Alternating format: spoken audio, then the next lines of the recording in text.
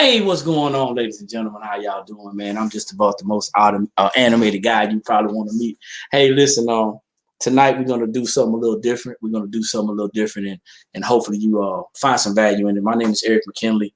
I'm the director of program development of National Business Builders, and I'm gonna have everybody on here. Matter of fact, you go ahead and introduce yourself, sir. Introduce themselves and what they do and where they're from as I start sharing. Go ahead. Absolutely. My name is James Hall. I am the co-owner of JNC Financial Services LLC. We specialize in tax preparation, consultation, planning, and everything else finance. All right, man. And we supposed to have some more guests on here, but we are about 2 minutes into it. And y'all know I'm a military guy, so I was already on, but I hit too many buttons. I went back too far, and next thing you know, oopsie.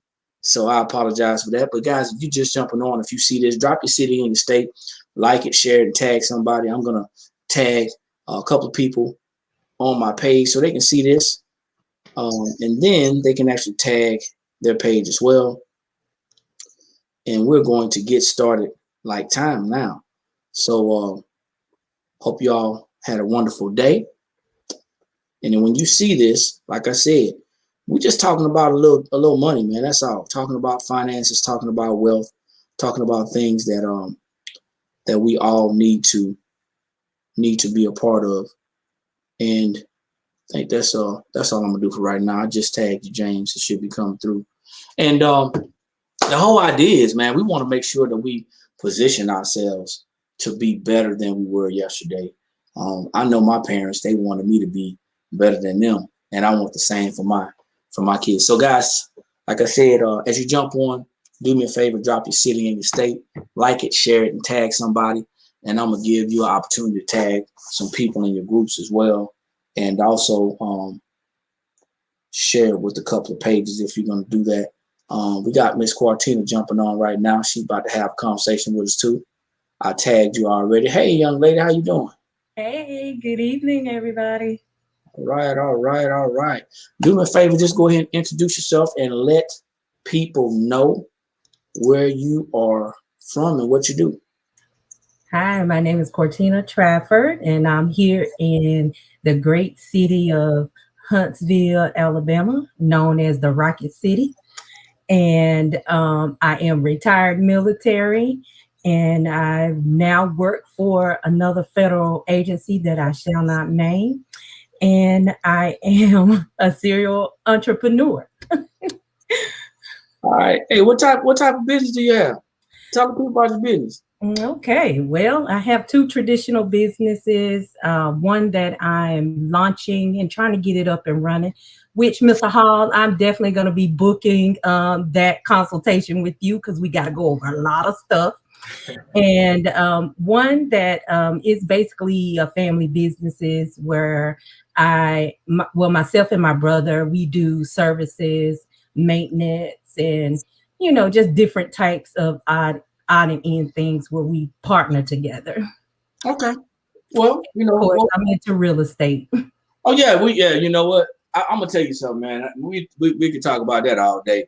I had a conversation with a guy about, he was like, what's the best thing to do for real estate? I said, well, if you ain't got no positive cash flow, nothing. Not right now. Nothing. Not right now. Nothing. We got Miss Lily Lumpkin jumping on right now. How's everybody? How you doing? I am good. Stress. We decided to switch it up a little bit tonight. You had to show yourself. See, I told you. I told you that. It's time, huh? So we all introduced ourselves. So do us a favor. Go ahead and introduce yourself and tell them what you do and tell them about your business. Okay, I am Lila Sumpkins, and I am from St. Louis, Missouri. I am partnered with my econ as well as the other people on the panel. And I also started a consulting company with my sister, and it is called 5 Factor Consulting. And we deal with financial literacy, but we focus on credit education. Okay. You said 5 Factor Consulting? Yes. Wow, I like that. That's pretty snappy. Well, there's 5 factors to your credit score, so okay. We went with that. Well, that's pretty snappy. So, we got some more people coming in. I got somebody I'm trying to bring in right now.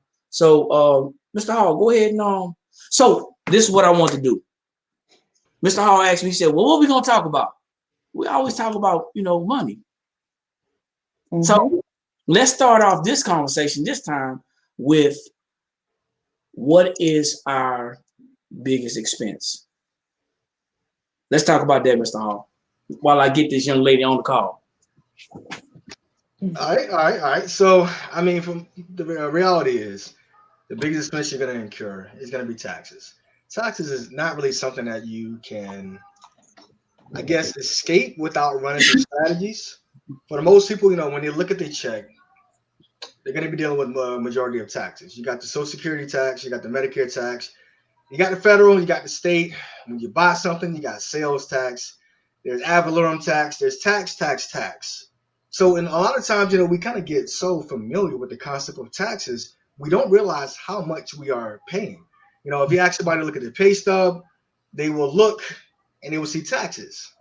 And they'll see taxes before anything else, right? You'll see what you have been taxed on and what the difference is, which is the net, which should be called the gross, right? Because it's usually a lot less ideal when you're looking at your money.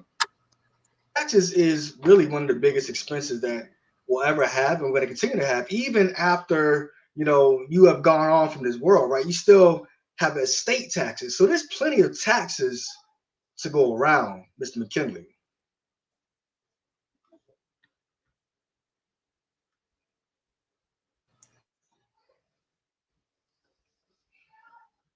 So yeah, I'm getting another young lady in right now. So y'all bear with me. Here I come. Yeah, just go ahead and do that and allow it, and then I'll see you and I'll let you in, okay? All right. So I know. Y'all, so I'm talking to y'all, I'm talking to Miss Bertha, we getting her in. Listen, like James was saying, the one thing that we so you good, Miss Bertha? Okay. So the one thing, sorry about that, y'all. So the one thing that we are doing, and a lot of people don't realize, is that when we talk about the taxes and how that is a part of our life and how that's the biggest expense that we have, a lot of people don't realize that. So when they end up either deciding to continue to work a job until they're, in their 70s, because they made some not so great decisions, or if they decide to start a business, a lot of people don't know how to combat that. So we were talking right before y'all got on, ladies, and we were pre-gaming, okay? So the pre-game conversation went like this. Okay, help me out, James. You said something about you said something about the taste buds, the financial taste buds, right? Absolutely, yes. So if we're on a diet, James was saying, like, correct me if I'm wrong. So if we're on a diet and we're looking to stay focused and get healthy and lose weight and eat right, then if you try to tempt me with some caviar, that's what he said. That was crazy. He said, if you try to tempt me with caviar, go ahead, James, tell him what you said. You can do it better than me. Yeah. All right. So basically, look at it like this. All right. If I was fasting, I was going to fast, and there's different things that are going to tempt me to do something wrong. There's different things that are going to tempt somebody else to do something wrong, depending on religious beliefs, depending on morality, whatever. But the goal is this: if I'm fasting, can't nobody tempt me to break my fast with caviar. Now, for those of y'all that love caviar, I don't knock you. I got no problem with it. God bless you. It's not a thing for me. I have tried it. So don't say, don't knock it till you try it. No, I have tried it. It just wasn't for me. But if somebody put some pizza in front of me, because I am a sucker for some good pizza, I would be more tempted to break the fast. Right? When it comes to finances, we've been desensitized to finances, to how well we're doing or how well we think we're doing and what it means to even do well, that we kind of look and have the wrong taste buds when it comes to doing better. So a lot of people aren't attracted to personal finance, even though common sense will tell us that it's something that everybody has to deal with, whether they want to or not. So anybody care to chime in? Before we do that, Miss Bertha just jumped on. And go ahead and unmute yourself. I know you got some noise in the background, but we at home. So don't worry about that. Okay. Go ahead and introduce yourself, Miss Bertha. unmute yourself and introduce yourself. Get yourself together. Go ahead. We'll give you some time. Get yourself together. Miss Bertha say, y'all switched up on me. Yeah, we did. Yeah, we learning different platforms today. We doing different platforms. We gonna get it together. So when you get a chance, unmute yourself, and then let me see. It's on your screen. Let me see. I got you. There you go. Go ahead. All right, give me a minute here. Okay, we'll wait on you. Yeah, we'll wait on you. And y'all ladies, listen. Y'all don't have to keep yourself, just open forum. What we want to do is we want to have a conversation about finances. We don't want to be scripted. We don't want to just shove stuff in people's faces. Like James was saying, if I'm on a fast, if I'm on a spiritual journey to get closer to God, yeah, to do everything that I can to stay focused. That means denying my body. Then you ain't gonna tempt me with the stuff that I'm denying my body from. So if I ain't used to eating caviar, then I wouldn't deny my body from caviar. So you can't tempt me with that. That's right. But watch this. If I'm a smoker, you can tempt me with a cigarette. You can tempt me with junk food. And a lot of our financial appetite deals with financial junk food. And that's what we were talking about. Miss Bertha, go ahead and introduce yourself and tell them what you do, your business. We're talking about your business, what you do, and then we go from there. All right, I am Miss Bertha Winston, that EVP Platinum. All right. In my econ. All right. So my regular business, what I do is I have a event venue that I was over there today, signing people up for bridal showers, and we have bridal showers, we have baby showers, we have introducing the baby, you name it, we have it. And so today was a big event for us because today we launched another venue. What?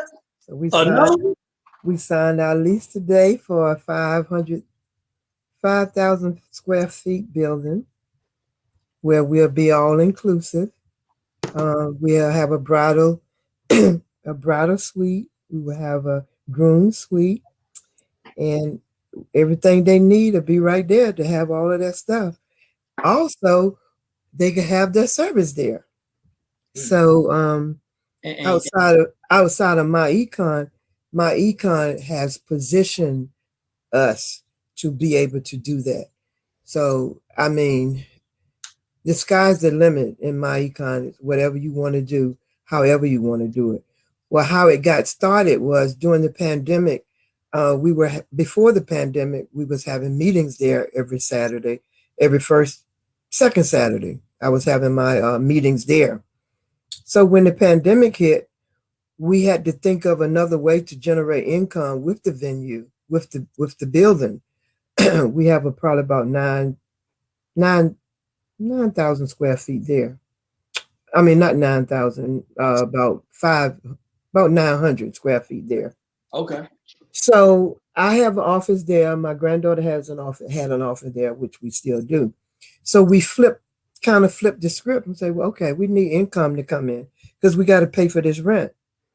So then we start advertising as a venue, and we started getting hits. They wanted to do stuff because, on a smaller level, we could hold 60 people, but when the pandemic hit, we could only have 25. But people wanted to get out. The pandemic didn't stop them at all. We was booked every weekend from August up until the first week in December, when they start putting more limitation on us. And Friday, Saturday, and Sunday. So that generated enough income for us to pay the rent and the utilities. And now we started booking again. So right now we had an event last Sunday. We have an event tomorrow. She got excited just now. we have an event tomorrow. So they are booking now, again.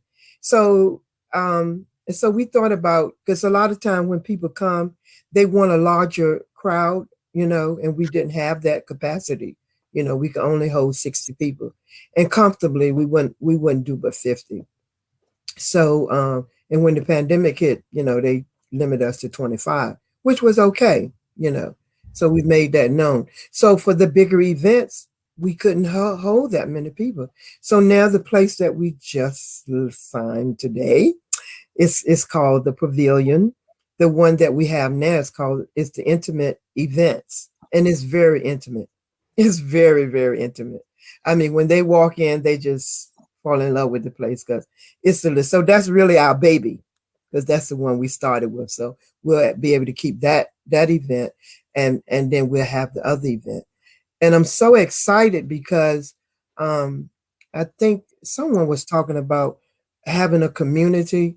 So we want to bring back to the community where we are. It's in a minority area. We're not far from Andrews Air Force Base. So we wanted to bring some business to the area as the community and help them, in our own community. And so we were very excited about that. So we got to talk with the mayor of the, and we'll have a meeting with them, and the executive people. We are going to meet with them. So we're just excited because they said, whatever y'all want to do, just let us know. So that's favor. That's the favor of God, So still, my econ is still booming, but we have these traditional businesses so that we can generate more income. So I'm really excited about that. Birth from strategies. Yes. Birth from ideas. Yes. Yes. So, and congratulations to you and your family business. Thank you. I'm real excited. Somewhere in the Bible, it says something about increasing territory or yes, something like that. Yes, he talked about enlarge my territory. Enlarge my territory. I'm sorry, I'm not. Jabez, the prayer of Jabez. Yeah. Forgive me. I'm not a scholar. Charge it to my head, not to no, that's all right. So my econ has been an amazing mindset for us, and starting us where we didn't have anything, and now we have a whole lot to be thankful for, and I give God the praise for that, and I also give him praise for me and my daughter and my granddaughter. We are in business together, and now they are seeing the they're seeing the benefit of starting a business themselves, because my granddaughter already had one, but coming together, that made it more feasible for everybody, So I'm really, really grateful. Ms. Burton, something you just said, and I want anybody to chime in on this. We were talking about our biggest expense, and what you just did, because I met your granddaughter via a webinar. Mm-hmm. We were traveling to take our son back, and Dorothy and I pulled over on the side of the road because we had a meeting, and we pulled over on the side of the road while we headed to Cleveland to do the webinar. And it's crazy because y'all don't understand, man. Business is business. We pulled over on the side of the road. That's why we hang out with Eric. He don't care where he at. He gonna do it. We pulled up on the side of the road, and we were able to meet your granddaughter, and we were talking about tax strategies. Yes. Taxes being, as we started off, our biggest expense that a lot of people don't realize it. And the fact that, because you guys have the business and you're partners, you can actually split the difference. Yeah. The expenses, and you can share the tax deductions per your right. percentage in the business. Stop me when I'm wrong, James. You're right. Mm-hmm.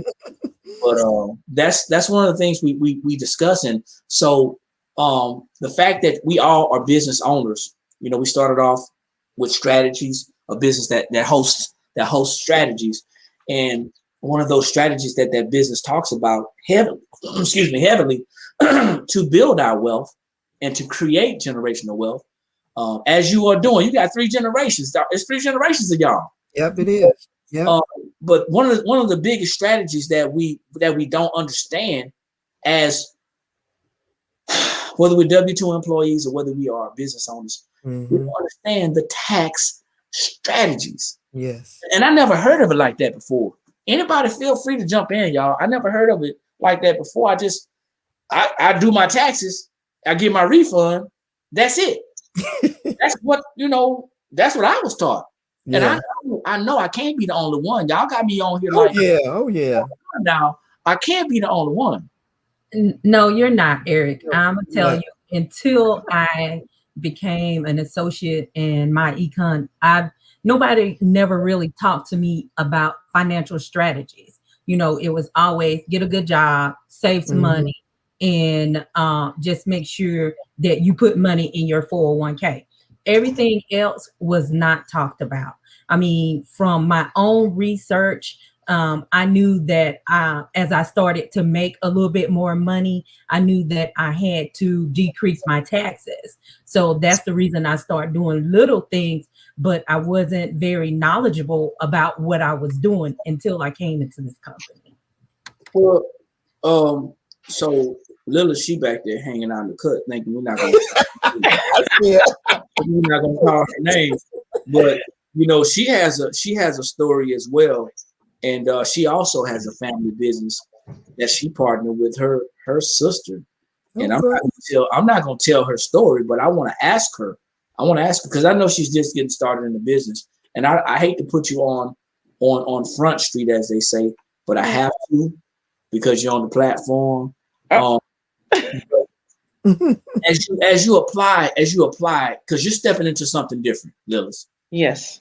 You're stepping into something different, and I know as humans, y'all, it can be a little bit scary. It is. It was is. nervous today. It was a little nervous. However, when we take the but out and we change it to however, or and also, or in conjunction to, or something other than but, because but kind of is a negative, to me, a negative connotation, and it wipes everything that we said away. However, you have the best, you and your family, Lilith, as well, have the best of both worlds, because not only do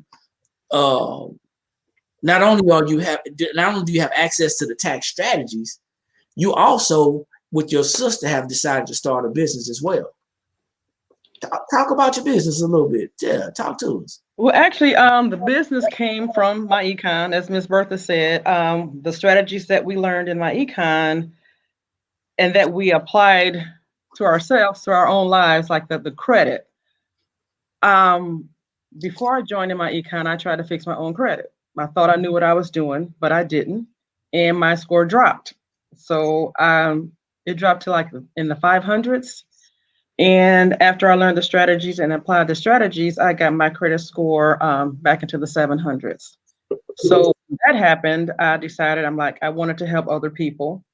And we did my sister's. Hers was the same way. Her credit score went up over 100 points. So I asked her to join me and to start this business. And with the help of National Business Builders, that wasn't it. We are now building business credit. Yay! Hey, that wasn't necessary, but thank you for the plug. Well, I had to shout you out. You're helping. Yes, yeah, he got all of us on the right track. So when we talk about a business and how powerful it is as a strategy, because there's going to be some people out here that sees this live or sees this broadcast, and they're going to be saying, what are these guys keep talking about this my econ, or what are they talking about? Why are they talking about business? I want everyone to know from me. This is just from me. I can't speak for everybody else. Now, I would love for you to partner with the company. I really would, because we know how valuable it is and how powerful the strategies are. And I keep saying strategies because that's what it is. That's right. However, if you decide not to partner with us, but you decide to start your own business and go your own route, even with another company or do something traditional, guess what you still need? Still need strategies. Yep. Because I'll bet you that most other organizations, and even when you're trying to do it by yourself, you're not going to be introduced to the things that we've been introduced to over the last, and sitting on here, we got probably about 15, almost 20 years. So Yep. So you won't have that experience. So it's nothing wrong. There's nothing wrong with using strategies. I told James, I said, what we're going to start doing is sharing this information a la carte. Mm-hmm. And I got that from one of my business associates, Pierre Robinson. She said, I'm just going to start sharing a la carte. And it makes sense because a lot of people want to drive the point home, but the bottom line is this: you're either going to make your money work for you, or your money is going to walk away and work for someone else. Mm-hmm. Someone else is the government. The government is someone else. Paying taxes is not sexy. Mm-hmm. Paying taxes is not American. I want everybody to hear this. I'll clean it up after I finish. It ain't sexy. It ain't American, and it's not mandatory. However, I never want to pay more than what I owe. And as far as being American, there's other things that you can do to be American, like build a business, like build generational wealth, like take care of your own household, like take care of your own economy, like not get on assistance. If you own assistance, try to get off of it.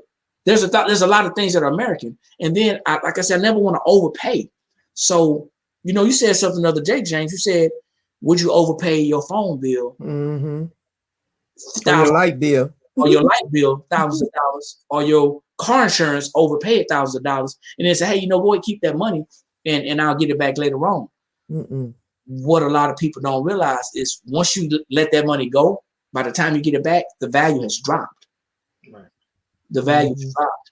So this is not about you joining or partnering with the company, MyEcon, although we would love to see you, lock arms with us like that. But this is about understanding the importance of controlling and understanding your money. Money is a tool. Money's a tool. I first learned how to use a shovel probably when I was about 7 years old. And that shovel just worked me all over the place.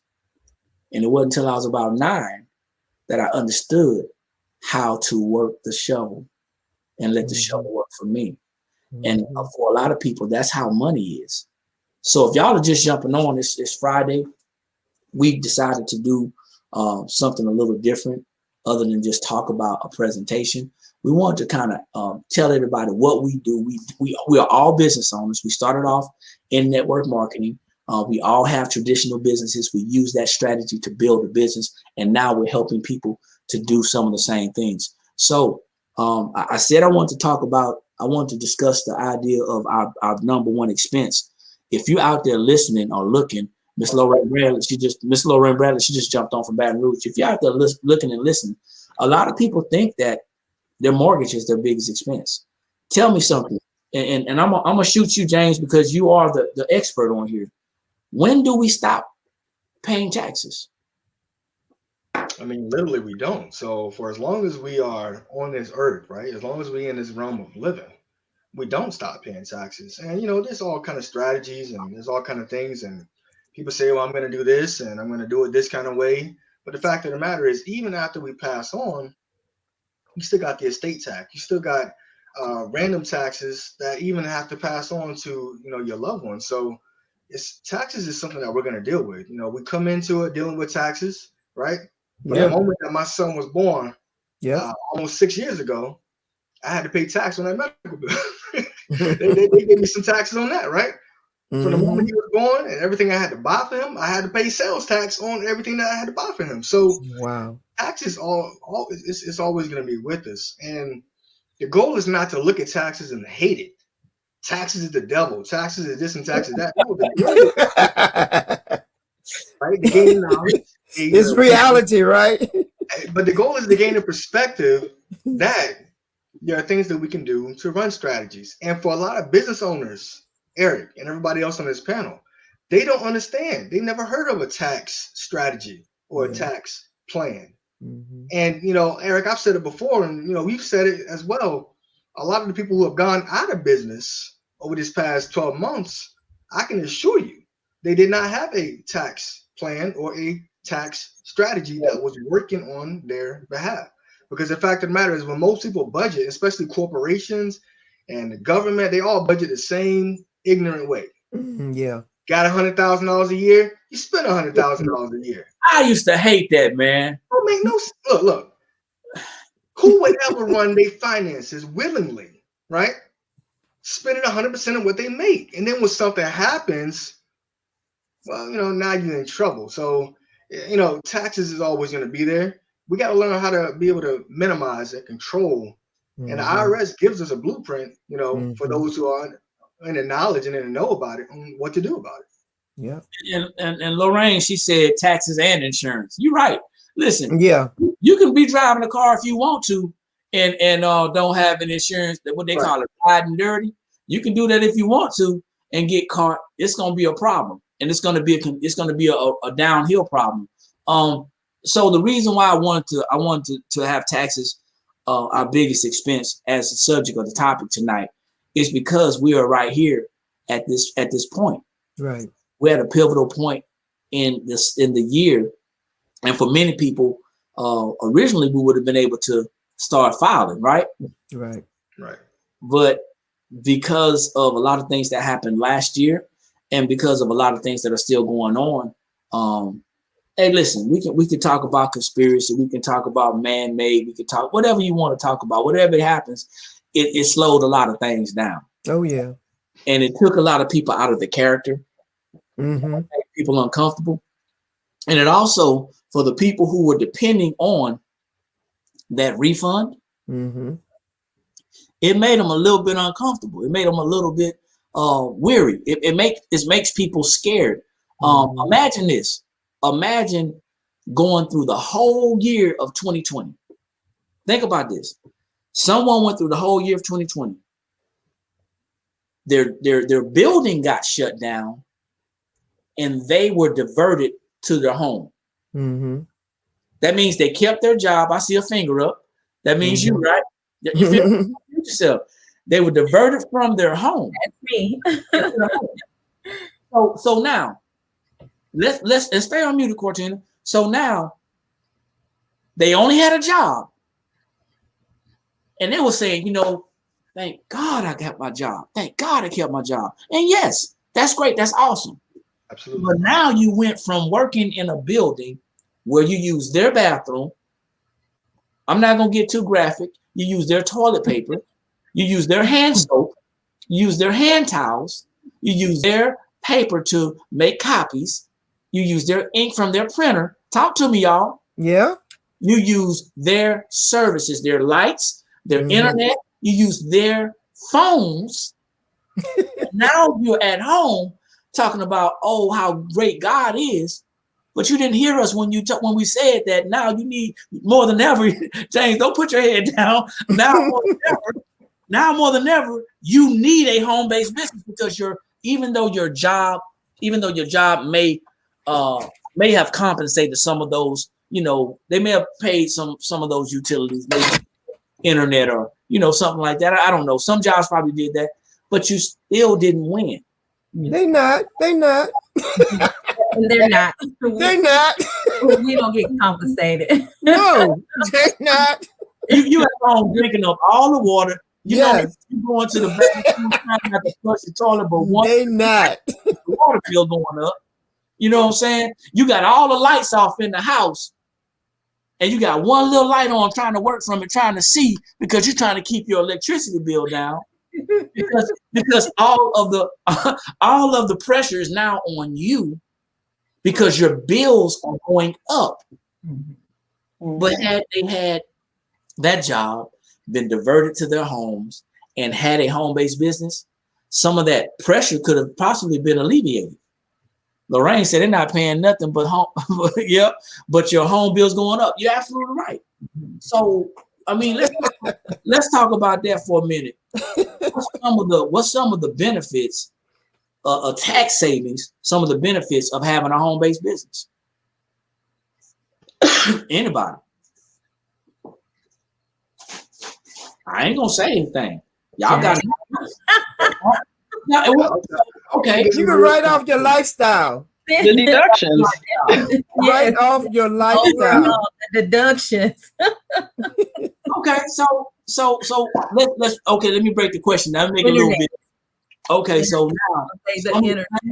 okay, so some of the same things that we were that we left our job to be able to come home to work. Was that person able to write those expenses off? Because I mean, the internet is a it doesn't fluctuate, it doesn't go up and down, but your water services do. Your service debt does. Your utilities, your water, your lights, your gas, that fluctuates. So if we go from being at work for 8 to 10 hours a day, or off, at a job at a building, and then now we're at home 24 hours a day. And I asked a question last year. I said, hey, did anybody else notice that their bills have gone up? Nobody wanted to be honest. There's no way in the world that the kilowatts are not up. Right. Yeah, you're right. Because when you're not there, they off for 8 hours. Going real slow. They off for 8 hours. Now they on 24/7 till you go to bed. Not only they off, they on sleep mode. You got that AC or you got that heat. It's nice and on 60 because you're not there, so it ain't using nothing. Yeah. And now that you're there, man, you got to be comfortable. Yes. You have to. Yes. Not to mention that you're like a little kid. Y'all remember, you go into the refrigerator and every once in a while you looking in there like, you already know what's in there. But every time you open that refrigerator, do you notice that comes on every time you open the refrigerator? Yep. I don't know why that happens, but that's what happens. It's a lot of things that we could have done differently in 2020. Yeah, that could have alleviated some stress and some pain for a lot of people.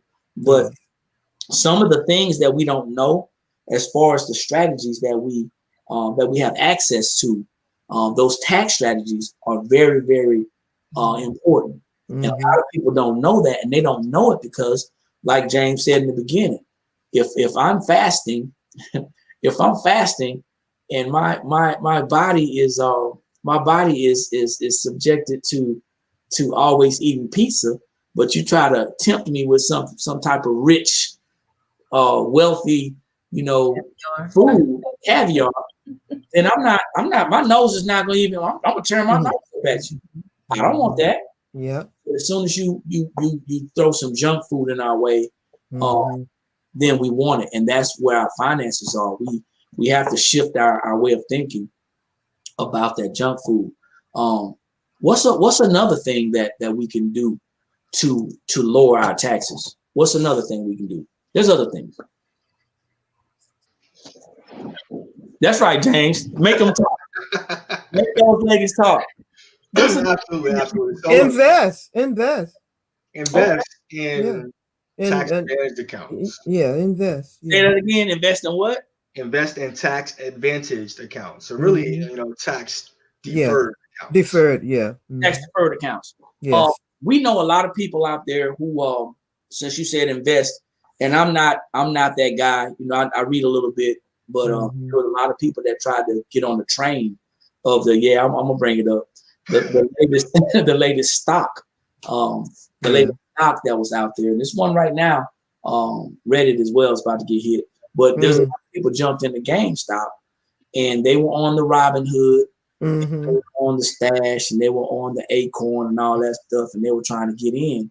And for some reason, when we talk about investing, most people think it's going to be a get rich quick thing. That's true. That is true. It's not.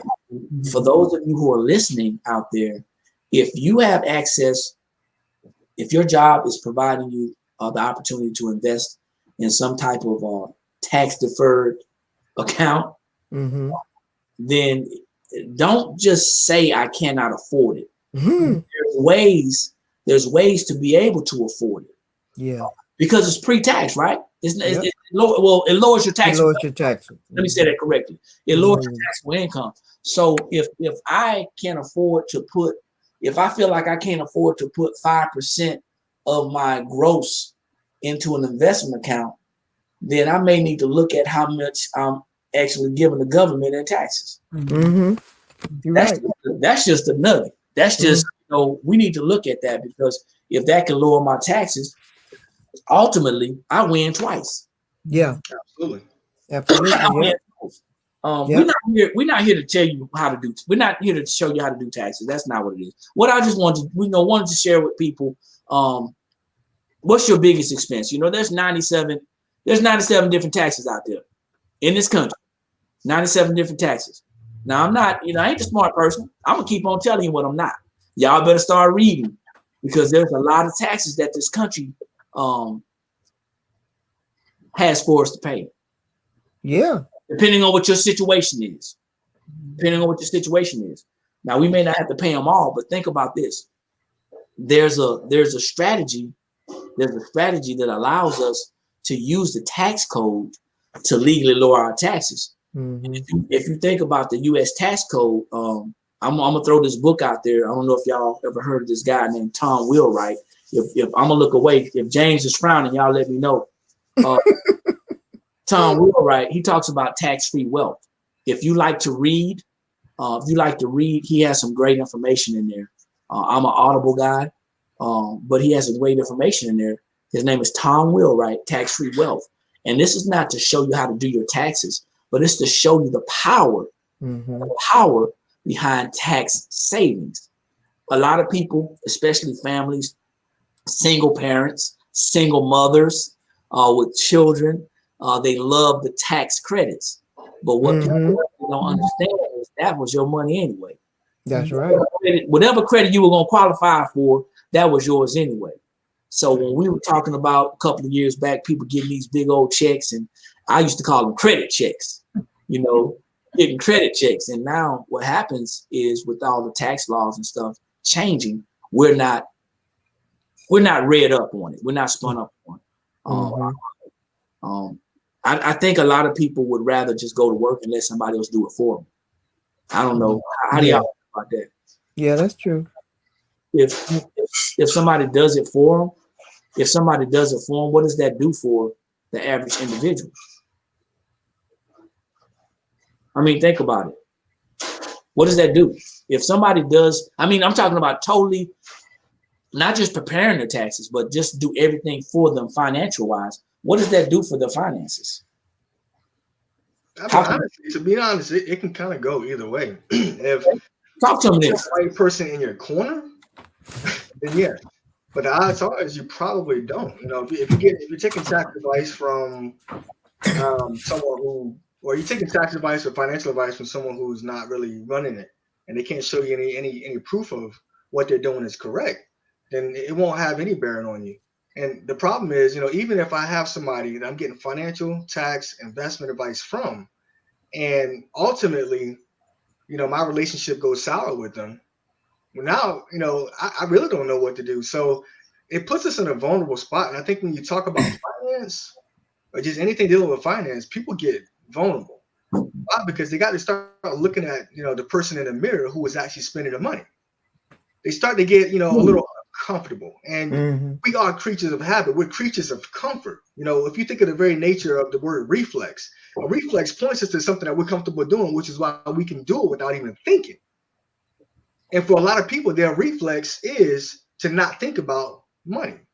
Or when they have money problems, go and try to create more via a second job, another business. So ultimately, it doesn't really do anything for the individual, especially if the relationship goes sour.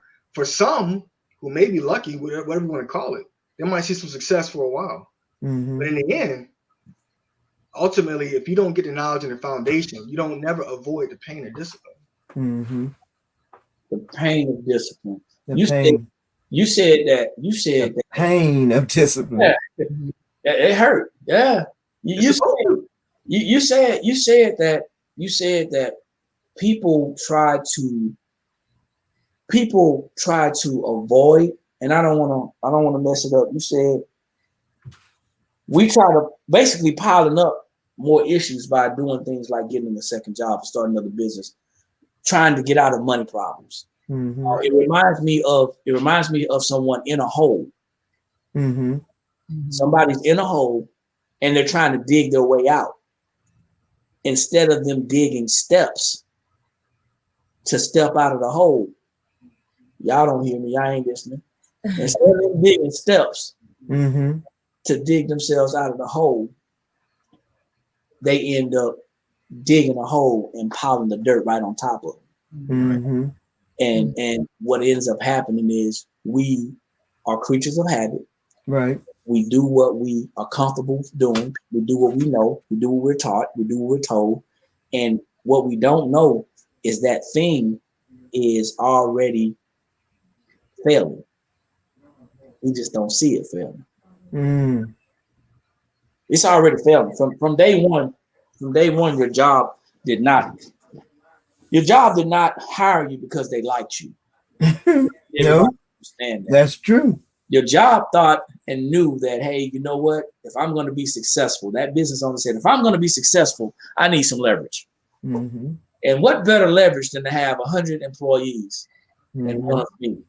Mm-hmm. And oh, by the way, I'm going to invest in them because if I invest in them enough, they'll never invest in themselves. Mm. Mm. If I give them just enough money, if I give them a raise, if I give them a little bit more, listen, y'all, I'm not beating the job up. I'm just letting you know how I see it from my perspective, because we keep on saying that this year is going to be it. This is going to be our year. Mm-hmm. You heard people say that? Yeah. Oh, yeah. Yes. If this is going to be our year, ladies and gentlemen, we have to do something different than we did last year. You got that right. Got Mr. Chauncey Reed jumped on. Thanks for jumping on, brother. If this year's going to be our year, we got to do something different from what we did last year. Exactly. And let me jump in real quick. Yeah. You touched on something. We're going to do something for this year. We got to do something different than last year. Mm-hmm. Well, I'm going to ask, all of us here, what if a person don't even know what they did was wrong last year? What if what if they weren't even aware of everything that transpired last year because they stuck in blaming somebody else and having no accountability? See, it doesn't make sense. We can't know better if we don't understand first what situation we got ourselves in. What better looks like, yeah. Well, we can't know how to get better if we don't know what got us in worse. I think a lot of people, right? They're looking at 2020 like, all right, 2021 is going to be the year. I'm going to do something different. But if we do something different, it can actually turn out to be worse because we don't know what got us in the situation of 2020. So we're reacting instead of being proactive. Wow. So what I think I heard you say is a lot of people are running from education and running to what they think is a solution, but that solution could be worse than what they're already in. Absolutely. Mm-hmm. And I think it's honestly, it's not could be, more than likely it is, because if we don't seek knowledge, right? If we don't seek new knowledge, then we can't have new wisdom. Then we can't get a new perspective. And more people are apt to run, let's just rewind, okay? I'm not against Bitcoin. I'm not against cryptocurrency. It's just not something I understand or want to understand or whatever the case is. But when Bitcoin rose, a lot of people jumped in. Mm-hmm. And there was an article that said that there were more $600 deposits for Bitcoin than they had ever seen before, which means you already know what people were doing with this stimulus. But check it out. The problem with asset appreciation, because Bitcoin is an asset, is how many people, what are their accounts looking like now when Bitcoin took a huge dip? See, they're running away from education and discipline, and they're running towards a quick fix. Yeah. So even though they did something different in 2021, they put themselves in a worse situation than they were in 2020. Just that little bit of education, something you said that a lot of people don't know, and it kind of burns me up. I'm always, I won't say correcting, but I want to be corrected if I'm wrong. I need everybody out here to hear this. If I'm wrong, say something. If I'm jacked up, let me know. Bitcoin is not an investment, y'all. Cryptocurrency is not an investment. It's an asset. If you're going to buy that asset, that's what you're doing. You're purchasing an asset. That's not an investment. It's an asset. And the reason why I say that is Sean just dropped on Miss Bertha. Your daughter just jumped on. My 1 year older sister. So when we don't know that, like you said, we're jumping and running to something that we think is going to save us. First off, we need to understand, if you don't get in on the ground floor, don't try to catch the elevator at the 22nd floor. It's only going to go to 23. Right. And I want people to understand that, because when it first started back in 2009, and I'm not in the history, but we have to understand that we have to set the trend or get in on the trend as it's going up, not as it's climaxed. And that's with anything. So as you see what's going on and all these different things, that's what same thing that happened on. I saw June Collier. He's one of my mentors. He mentioned something about the GameStop. He said I spoke to a millionaire, and I paraphrase. I spoke to a millionaire and said, I wonder why people didn't get out when it was high. They got in low, but when it hit 300 plus, they didn't get out and get their money and go. He said that multi-millionaire told him, people don't understand. You only got to get rich one time. Yes, that stuck out with me when I was listening, reading his post. And I was like, I never thought about it that way, but you're right. But it's the lack of education. First off, they got in uneducated. Then they got in greedy. Yeah. And didn't understand that, hey, you know what?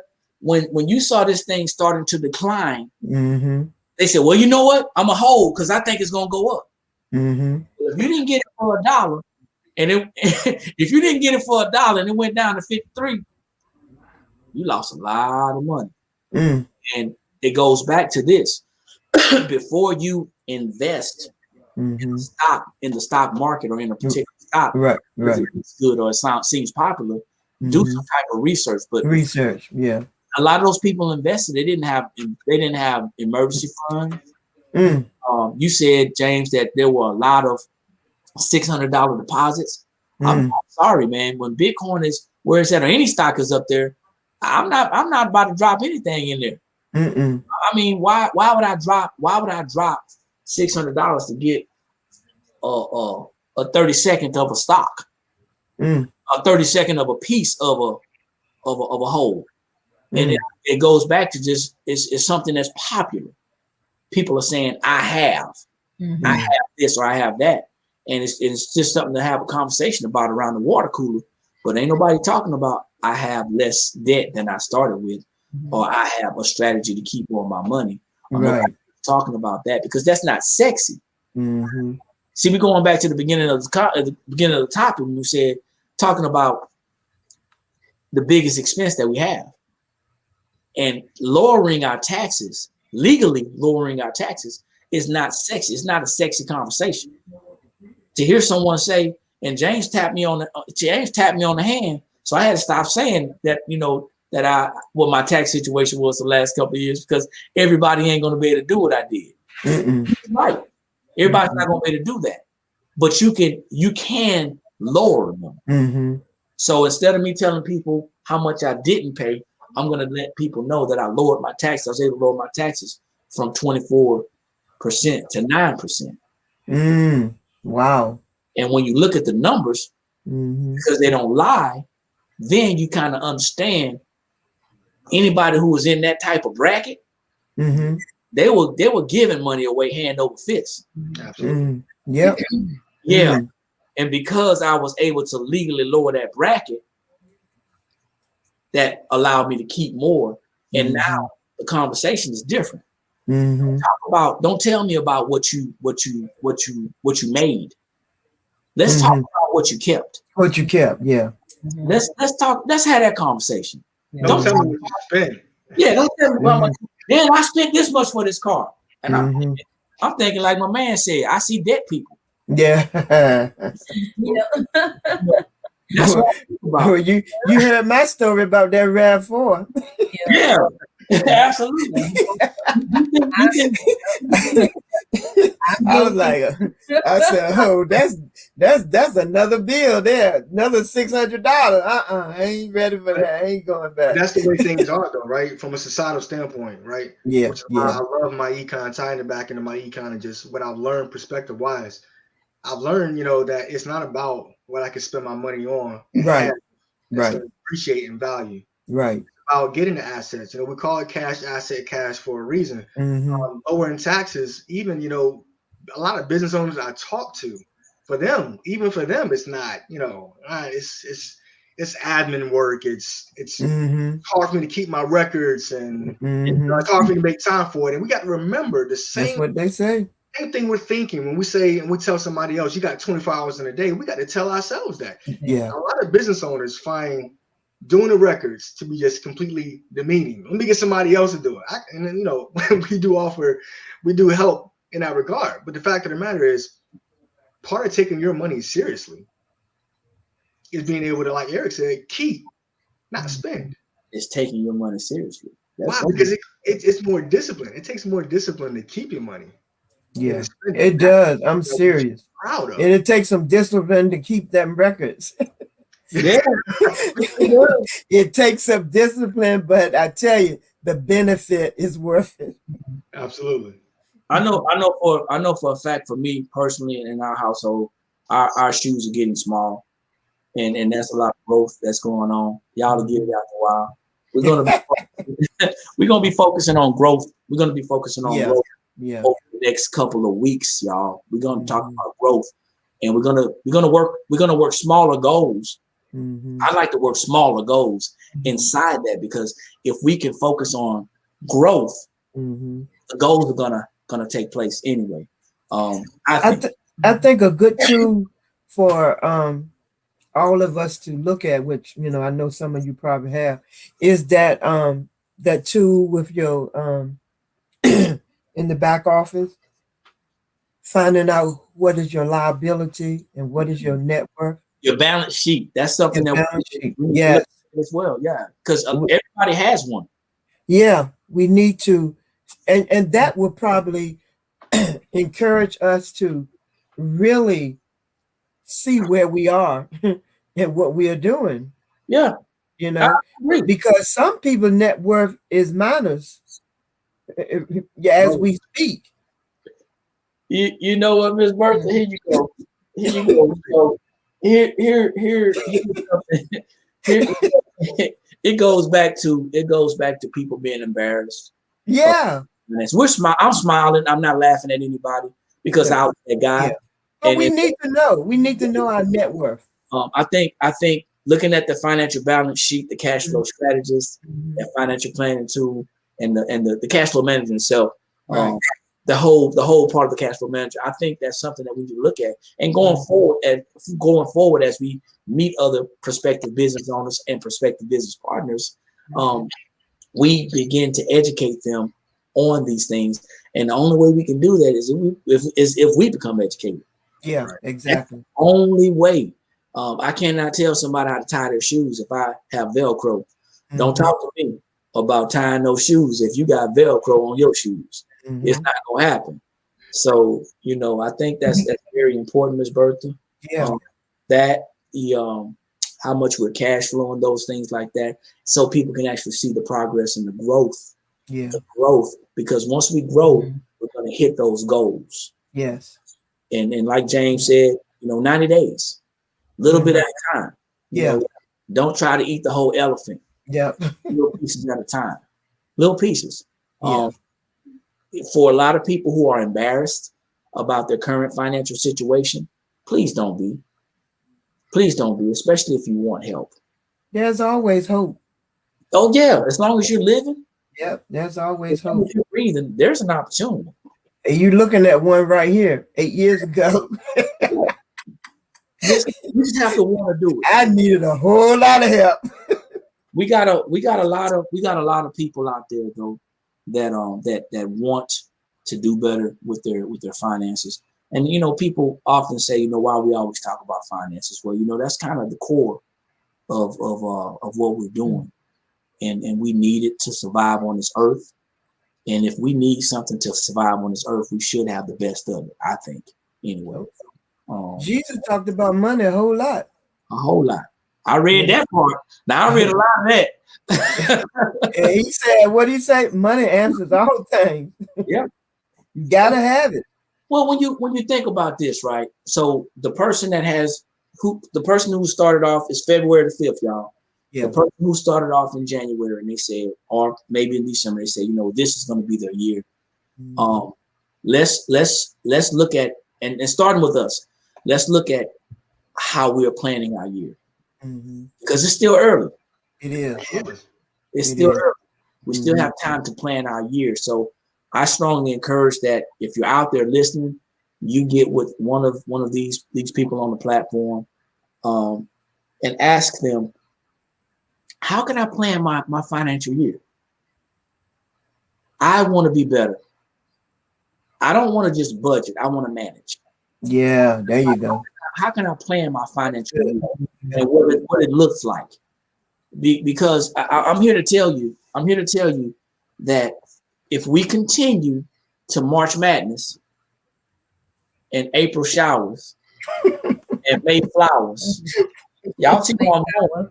It's gonna be decent. It's gonna be December something. You heard what I said. Next thing you know, we're gonna be talking about what 2022 gonna be our year. Right. and it's funny, but it's not funny because there are people out there who want what we have, but they don't know how to go about asking. So just we have to learn how to hear what people are not saying. Be kinder. I'm talking to me now, to people, and be more empathetic. Be more empathetic. Have more of an empathetic ear. Edify, encourage, and educate. Educate. Yeah, that's what we talked about today on our leadership on our team call. Edify, encourage, and educate. Miss Bertha, she be hitting them with them. But so it's at the top of the hour, y'all, and I feel like I monopolized the conversation. Oh, you did good. I feel like that. So I would love it if somebody else picks the next topic. We talk about something. I would love to have calls like this instead of, like I said, having the regular call. We'll be back here on Wednesday. So now everybody knows how to get on the platform.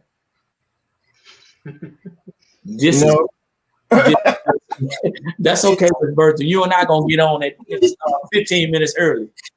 You got that right, because I was struggling, man. I said, where is he at? Where? But this way we can have a conversation. Yeah. We can invite more people. I think I can have at least 10 on here. Somebody else wants to do a platform, we'll slide over to your platform and we have a conversation. But we need to have more conversations about how we can improve ourselves and be better than the person that we were the day before. Yeah. So does anybody have anything they want to leave with whoever sees this? Ladies first. Don't all y'all go at the same time. All right, I'm calling names. Well, I'll go before you call my name. I just want to say to everybody who's out there listening, I know for myself, I can say now, 24 months ago, I never thought about taxes being my biggest expense. I thought it was my house. I thought it was the cars that I was driving. But after getting introduced to these strategies, I did realize that taxes were my biggest expense. In fact, I pulled my pay stubs and I was like, I got to go through and correct my W-4 because I know I'm paying almost, it's up there again, almost $800-900, and taxes that I'm like, well, no, I know I got a lot going on, so I want some of that money back. So I just start changing my mindset and start looking at different things and to ways just to keep more money in my pocket so I can invest and prepare for my future, my retirement, because that's what I'm doing now, because I want to retire at 55. I mean, from a W-2 job. So I only want to be working my businesses, by the time I'm 55. So I'm trying to get out that door now. So that's why I was like, okay, I can bring a lot of money back into my pocket by reducing my taxes. Okay, thank you for that. I appreciate that. And we're gonna hold you to that. We're gonna be accountability partners and make sure you talk to your tax professional and make sure that New tax professional he assists that I got to you. get an appointment with. They James. they assist you in helping to correct and adjust. I got the verbs corrected. Correct and adjust your W-4 according to your financial situation. I'm getting better, brother. I'm getting better. Miss Lilith, you are up. What do you have for the people as we bring to a close? Well, Eric, you know I'm going to keep mine short and sweet. I'm just going to say, if you need help with your finances, your credit, or whatever, don't be embarrassed of the situation you're in right now. Because I'm going to tell my age. I was in my 50s when I found out that I was overpaying my taxes. So you're never too old to start. So just ask for help. We're there to help you. We have the strategies that will get you where you need to go. So Absolutely. That's it. Absolutely. Thank you for that. And I know it was a challenge, but you know what? We're gonna get through that as well. Yeah. You know, if the light is off, our business is not on. So you just turned your light on. And I thank you, Eric. We're gonna keep it on. We're gonna keep it on. We're gonna it gets easier, I promise. Because all we're doing is having a conversation. That's all we're doing. Exactly. We're just having a conversation. Miss Bertha, what are you gonna leave the people with? You're the wise one. I just want to say to everybody that's listening, take to heart what we are saying, what we are doing. We're here to, edify you and educate you and encourage you. We're not here to put you down. We were all in a predicament when we came to this company, and we were messed up from the flow up. But the strategies, they do work. And if you take them seriously and you work them, they do work. It's going to take some discipline. It's not, you don't have to be great to get started. You just have to start to be great. So when I look back 8 years ago, I would never been where I am financially if I hadn't have come across these strategies and this dynamic company. So we just want to let you know that we're not talking about what someone told us. We're talking about what we have experienced and what we are doing. And don't feel embarrassed to reach out to us because we're here to help you. Somebody helped us, so we want to help you. And everything that you need financially is obtainable if you are willing to listen and be coachable. It will happen for you. It won't happen overnight, but I guarantee you it will happen. All right, Miss Bertha, thank you. James, you seem like you ready to go, man. What you got to say? Look, I just want to be real. It may look like I can come up here and talk with ease, but I am actually an introvert. What's called a situational extrovert. I've learned to bring that on. So, just real quick, there's 3 things that's needed to accept what I call God's truth. And I want to put it like this and apply it to anyone who might be feeling some shame, feeling some guilt about their finances, feeling whatever type of way, whatever negative emotion. Maybe you just feel like you can't get it together, you can't get ahead. I want you to grab a hold of what it is that you are feeling. And then I want you to first be open, because a closed fist and a closed mind can't receive any new blessing. Then I want you to be humble, because you got yourself in the way. You got yourself where you're at. And it takes removing yourself and emptying yourself and what you think you know and what you think is right. It takes emptying of yourself and pouring in the right things. So you got to be open. You got to be humble. Then you got to accept the truth. We're up here speaking facts. You see, the sign of a good strategy is how many people can duplicate it. It's not about whether you can be an Eric, a Cortina, or Lilius, a Bertha, or a James Hall.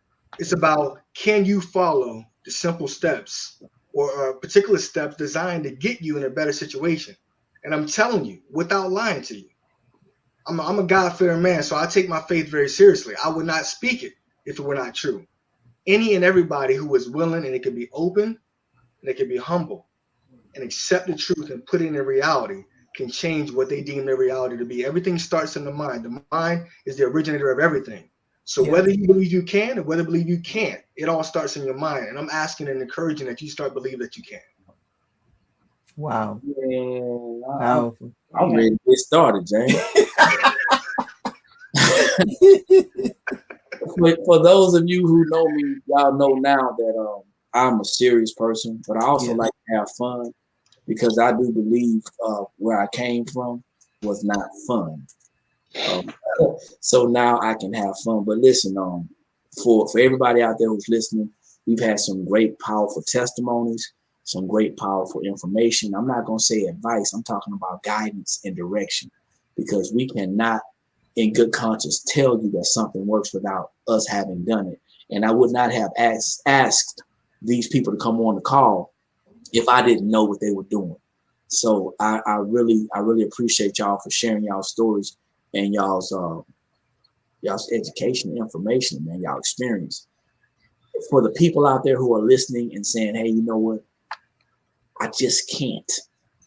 You're right. Like James said, if you're saying that, you can't. But for those of you out there who are, only until you get tired.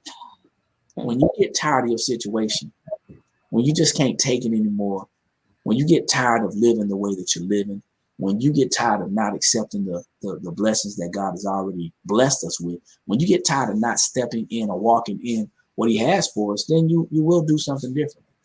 And when that happens, we're going to welcome you with open arms and help you to create a plan specifically for yourself to help you to create generational wealth. We have enough information in front of us to end poverty. Yeah. In our bloodline, at least, we know the other people are always going to be that way. The Bible says poor is always going to be amongst us, but we don't have to treat them like that. So we have to understand that just because somebody's not accepting, somebody's not receptive, somebody's not understanding, that don't mean we stop educating. We just educating. That's all. We just educating. There's a lot of people out there that's going to tell you that wealth is possible. They're going to tell you about financial freedom being possible, but there's not a lot of people willing to take you by the hand and walk you up to it and get you through it. So thank everybody for joining us tonight. We'll be back on Wednesday night in this platform. We'll be back on Wednesday night on this platform. And I think I like to do something like this. I like some feedback, from y'all as well.